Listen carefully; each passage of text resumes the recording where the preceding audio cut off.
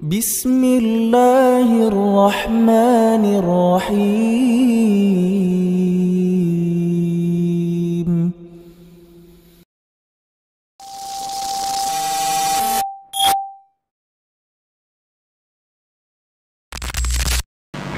السلام عليكم ورحمة الله وبركاته. إن الحمد لله نحمده ونستعينه ونستغفره ونتوب إليه ونعوذ بالله من شرور أنفسنا وسيئات أعمالنا. من يهده الله فهو المهتدي ومن يضلله فلن تجد له وليا مرشدا. أشهد أن لا إله إلا الله وحده لا شريك له وأشهد أن سيدنا ونبينا محمدا عبده ورسوله. فيا أيها المسلمون أوصي نفسي وإياكم بتقوى الله، فقد أمركم بذلك حيث قال في كتابه الكريم: يا أيها الذين آمنوا اتقوا الله حق تقاته ولا تموتن إلا وأنتم مسلمون. قال عليه الصلاة والسلام: اتق الله حيثما كنت وأتبع السيئة الحسنة تمحها وخالق الناس بخلق حسن. اللهم صل وسلم وبارك على أشرف الأنبياء والمرسلين نبينا محمد وعلى آله وصحبه أجمعين. أما بعد. Ma'asyiral muslimin jamaah Jumu'ah rahimakumullah. Di kesempatan yang mulia ini, marilah kita kembali menguatkan komitmen ketakwaan kita di hadapan Allah. Allah Subhanahu wa ta'ala tidaklah memerintahkan ketakwaan, memerintahkan kepada kita ketakwaan, melainkan agar kita menjadi hamba-hamba yang mulia. Dalam Al-Quran, di dalam surah Al-Hujurat, Allah Subhanahu wa ta'ala berfirman: Inna akramakum indallahi atqakum, yang artinya sesungguhnya yang paling mulia di antara kalian adalah yang paling bertakwa. Maka barang siapa yang menghendaki kemuliaan, baik itu kemuliaan di dunia ini serta di akhirat kelak, hendaknya dia berupaya untuk menjadi yang paling bertakwa di hadapan Allah. Berlomba-lomba menjadi hamba yang paling ikhlas dan paling taat kepada Allah Azza wa Jalla serta kepada Rasulullah sallallahu alaihi wasallam. Dengan demikian, dia pasti mulia di sisi Allah dan dia akan dimuliakan oleh Allah di kehidupan ukhrawi nanti. Sehingga marilah kita berupaya untuk menjadi yang terdepan, berlomba-lomba mengamalkan ketakwaan, baik ketakwaan di hati, di lisan, maupun dalam pikiran kita. Kapan dan dimanapun kita berada, hendaknya kita menjaga nilai-nilai ketakwaan yang Allah Subhanahu wa ta'ala perintahkan. Ma'asyiral muslimin jamaah Jumu'ah rahimakumullah. Allah Subhanahu wa ta'ala menurunkan kepada kita agamanya, agama Islam, agar kita meraih kebaikan di dunia serta kebaikan di akhirat. Di dalam surah Al-Baqarah ayat 201, Allah Subhanahu wa ta'ala mengajarkan doa yang berbunyi: Wa minhum man yaqulu rabbana atina fid dunya hasanah wa fil akhirati hasanah wa qina adzaban nar. Yang artinya adalah, dan di antara mereka ada yang mengucapkan, Rabbana, Tuhan kami, berikan kepada kami kebaikan di dunia dan kebaikan di akhirat, dan lindungilah kami dari siksaan neraka. Ayat ini secara tegas di dalamnya Allah Subhanahu wa taala mengingatkan kita agar kita kemudian berdoa meminta kepada Allah dua kebaikan, bukan satu saja, tapi dua kebaikan, yaitu kebaikan di dunia serta kebaikan di akhirat. Dan sudah menjadi sesuatu yang mafhum bahwa ketika kita diperintahkan oleh Allah untuk berdoa, bermunajat, memohon kepadanya, untuk kemudian kita tidak boleh mencukupkan diri dengan doa itu, tetapi juga harus menyempurnakannya dengan ikhtiar atau tawakal atau usaha. Doa dan usaha. Bagaimana setiap kita menggabungkan antara usaha dan doa untuk menggapai kebaikan di dunia serta kebaikan di akhirat. Dan inilah yang sesungguhnya menjadi tujuan daripada agama Islam ini.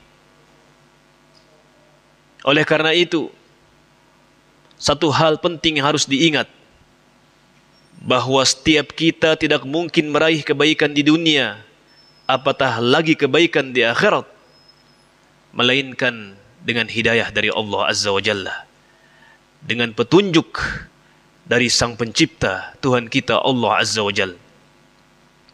Oleh karenanya, di antara doa yang harus senantiasa kita panjatkan, minimal dalam sehari semalam 17 kali, adalah doa ihdinas siratal mustaqim, yang itu kita baca dalam solat kita, dan membaca Al-Fatihah dalam solat yang diwajibkan itu adalah bagian dari rukun solat, yang tidak sah solat seseorang jika sengaja meninggalkan surah Al-Fatihah.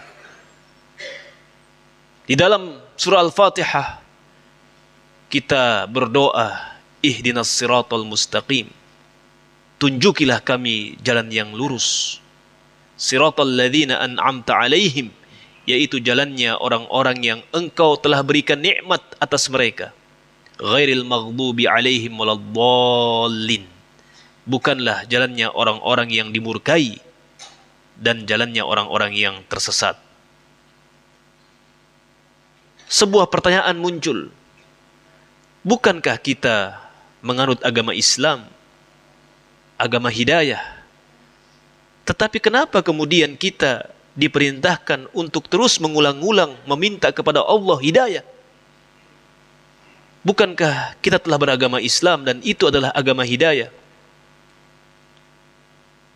Lantas apa maksud, apa tujuan daripada mengulang-ulang meminta hidayah, padahal kita sudah berada di atas hidayah?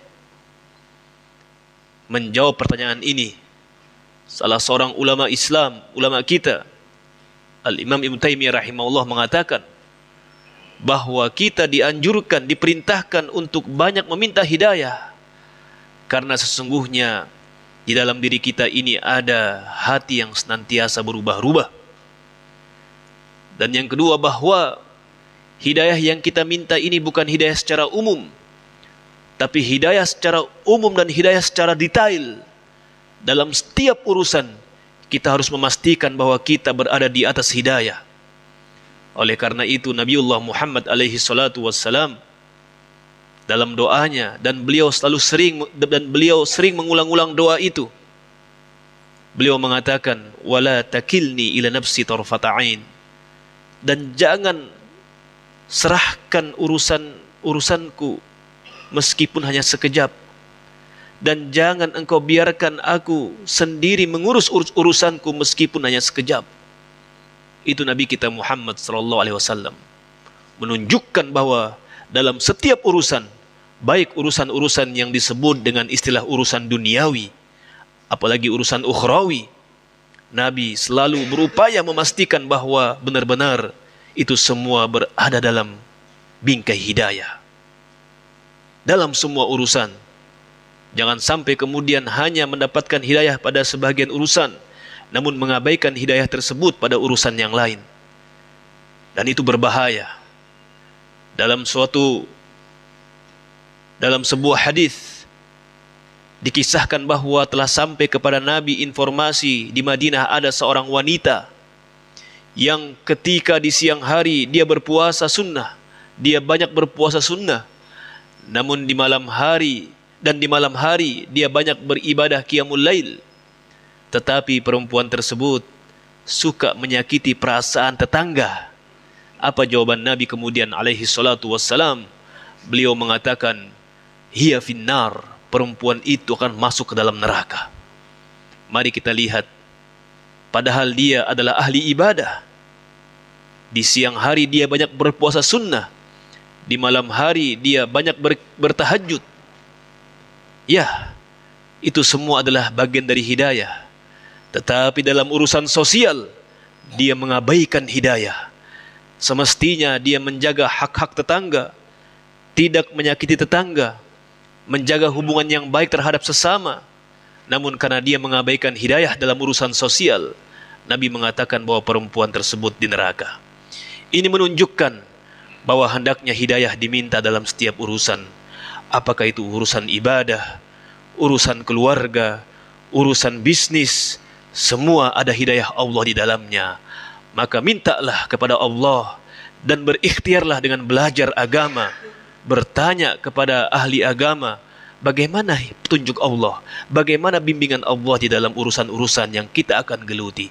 Semoga dengan kita menyadari betapa pentingnya hidayah Allah Azza wa Jalla, kita terus meningkatkan usaha kita serta meningkatkan doa kita agar Allah Subhanahu wa taala tidak membiarkan kita dalam urusan apapun tanpa keterlibatannya.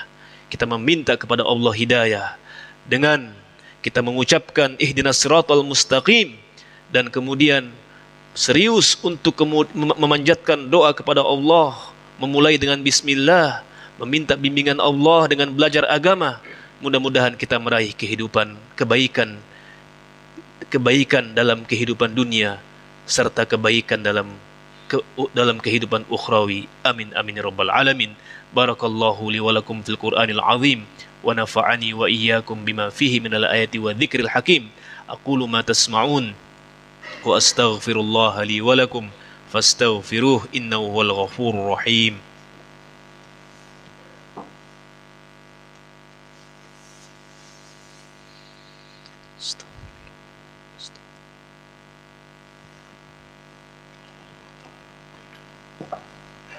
Alhamdulillah, alhamdulillahi wa kafa, wassalatu wassalamu ala nabiyil mustafa wa ala alihi wa ashabihi ahlal birri wal wafa.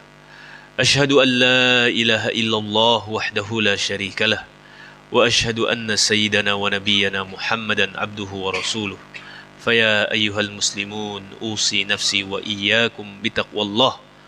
Faqad qala rabbukum azza wa jalla fi kitabihil karim, يا أيها الذين آمنوا اتقوا الله ولتنظر نفس ما قدمت لغد واتقوا الله إن الله خبير بما تعملون.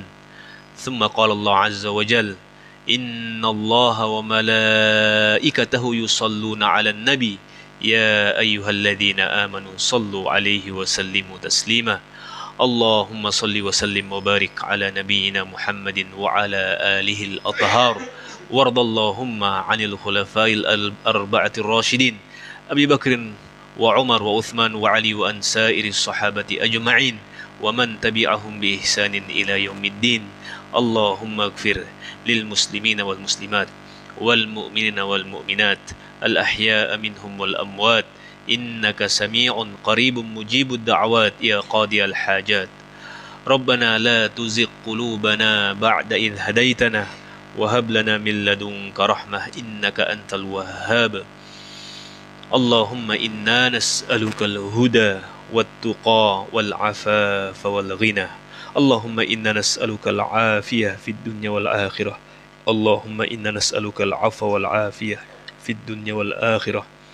ربنا اغفر لنا ولإخواننا الذين سبقونا بالإيمان ولا تجعل في قلوبنا غلا للذين آمنوا ربنا إنك رؤوف رحيم اللهم أعز الإسلام والمسلمين وأذل الشرك والمشركين ودمر أعداءك أعداء الدين اللهم انصر إخواننا المجاهدين في غزة اللهم انصر إخواننا المستضعفين في غزة وفي كل مكان اللهم ثبتهم اللهم أفرغ على قلوبهم صبرا اللهم دمر أعداءهم وزلزلهم من تحت أقدامهم وجمد الدماء في عروقهم اللهم اشف مرضانا ومرضى المسلمين اللهم اشف مرضاهم وتقبل شهداءهم يا أرحم الراحمين ربنا آتنا في الدنيا حسنة وفي الآخرة حسنة وقنا عذاب النار وصلى الله وسلم وبارك على نبينا محمد وعلى آله وصحبه أجمعين وآخر دعوانا أن الحمد لله رب العالمين أقم الصلاة